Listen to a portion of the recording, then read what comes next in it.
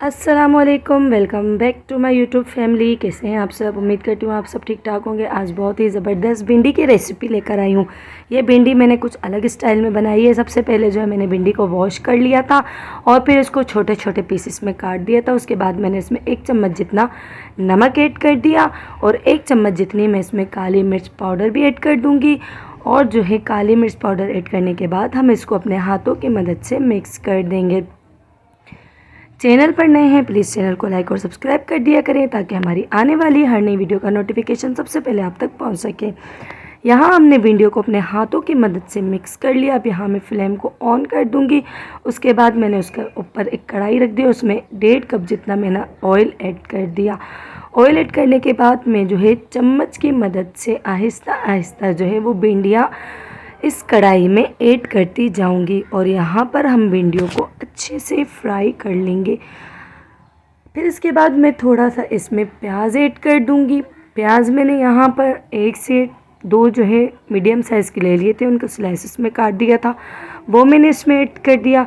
1 चम्मच मैंने यहाँ पर धनिया पाउडर ऐड कर दिया और उसके बाद 2 से 3 अदद मैंने यहाँ पर बड़ी बड़ी हरी मिर्चें ऐड कर दी। हरी मिर्चें ऐड करने के बाद जो है मैं इसमें 1 चम्मच कुटी हुई लाल मिर्च ऐड कर दूंगी।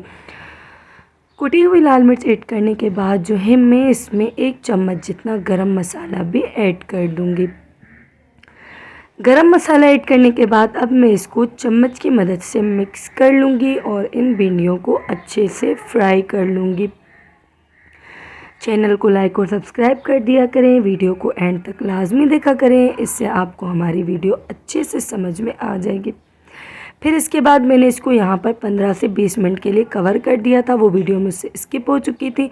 कवर हटाने के बाद यहाँ आप देख सकते हैं कि हमारी भिंडियाँ थोड़ी बहुत रेडी हो चुकी हैं, लेकिन हम इसको मज़ीद रेडी करने के लिए दोबारा मैं इसको जो है 2 से 3 मिनट के लिए कवर करके आगे चल के कवर करके रख दूँगी।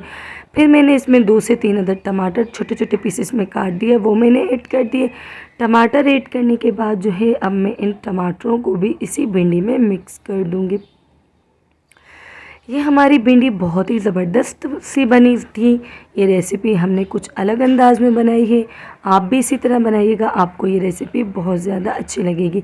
फिर मैंने इसको 2 से 3 मिनट के लिए कवर करके रख दिया था और कवर हटाने के बाद फिर मैंने इसका फ्लेम जो है वो थोड़ा बहुत हाई कर दिया था कि हमारी भिंडी जो है वो अच्छे से पककर थोड़ी क्रंची क्रंची हो जाए, मज़ेदार सी हो जाए, खाने में भी मज़ा आए। यहाँ आप देख सकते हैं मैंने फ्लेम को बिल्कुल हाई कर दिया है और यहाँ पर हमारी भिंडी तैयार हो चुकी है। अब मैं इसको एक प्लेट में सर्व कर दूँगी। उम्मीद करती हूँ कि आपको रेसिपी अच्छी लगी होगी। अपना और अपने घर वालों का ख्याल रखिएगा।